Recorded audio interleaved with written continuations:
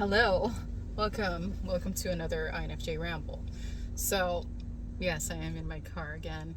I'm actually out of the house. Ooh. Anyways, I was like super random. I was standing in line at a financial institution, and while I was standing in line, I was like, I got a download, and I'm just like, oh, I'm gonna make a video on that.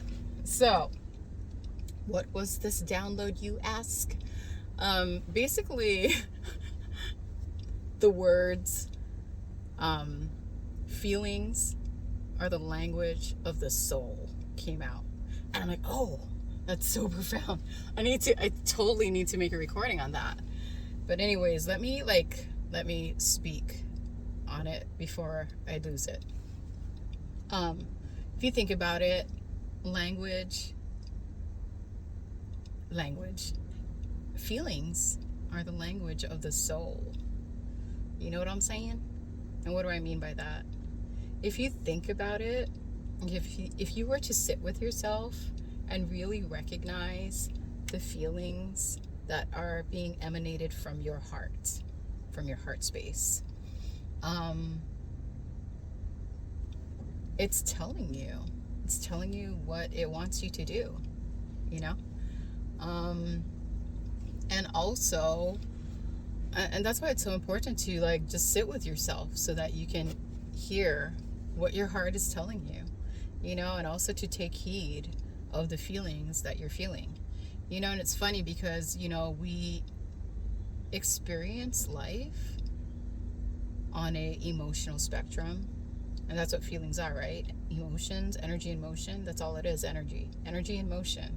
But there's different tones to the different emotions if you were to look at the spectrum. So you can feel very low, like angry, depression, sadness, guilt, what else, resentment, hate, jealousy, all of that. You can feel that. You can feel something in the mid spectrum, which is like just boredom, I suppose. Or a neutral space. And that's what boredom is, right? You're in a neutral space where you're not really moving. And then you can go to the higher octaves, which is like joy and peace and love and contentment and yeah. But anyways, so if you're listening to your feelings, which is the language of your soul, I feel like people who have cleared their energy fields probably have more access to their heart space, because it's not covered up with denser emotions. It's almost like you have to work through the denser emotions to get to your heart space. I want to say the denser emotions are akin to doorways or portals that you actually need to like work through in order to gain access to like lighter, higher vibrations within yourself that ultimately lead you back to yourself, which is your heart. And that's why, like, when people say listen to your heart, I don't think people really understand that concept. They're just like, listen to my heart. Like, what are you trying to say? Well, it's because people haven't explained that you need to like work through the denser emotions in order to gain access to your heart. It's kind of like anything in life, it's like for INFJs, like, I don't know if you operate the same way, but I'm highly selective about who I allow to enter my experience, so I have a very small inner circle, and it's like everyone outside that inner circle needs to like somehow gain access to me, whether they show it to me through like what they engage in or what they're constantly entertaining in or how they treat others or how trustworthy, there's just so much doorways or portals that people need to like gain access to in order to get to me. You know what I mean? Because I'm not just gonna let some stranger just like come and enter my house. It's especially if you don't know their intentions or you don't know like if they have your best interest in mind. So yeah. So feelings are the language of the soul. And I don't know about you, but I've spent most of my life like working through the denser emotions. I felt like each time I worked through a dense emotion, it was like an initiation. Even depression is like an emotion. And I feel like people mistake depression as feeling bad or like their life going badly, but it's actually like, I feel like transitional points. It's like you are supposed to move into a truer version of yourself. And in order for you to do that, you need to rest. So deep rest session, depression. Because that takes a lot of energy when you're trying to move into like a truer version of yourself.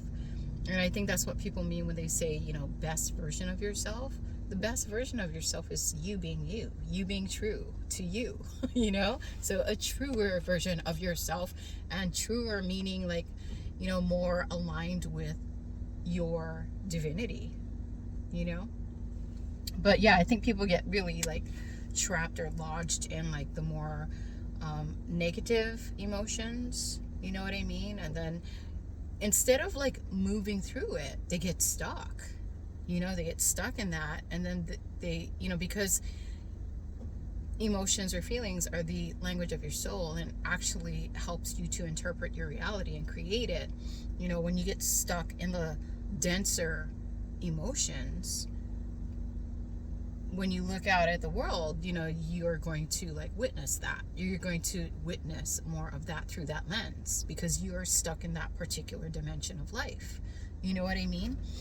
And that's why like meditation is good for you, and being present in the moment is good for you. So you don't get stuck. You just kind of keep moving. You keep on keeping on. You know what I'm saying? So yeah, like for me, like before I like came to this acknowledgement, I would get stuck in dense emotions, if I were to be completely honest, because no one's like really helping you to work through this stuff. Nobody's has ever taught you how to recognize the language of your soul, your emotions. You know what I mean? So of course, when you're stuck in a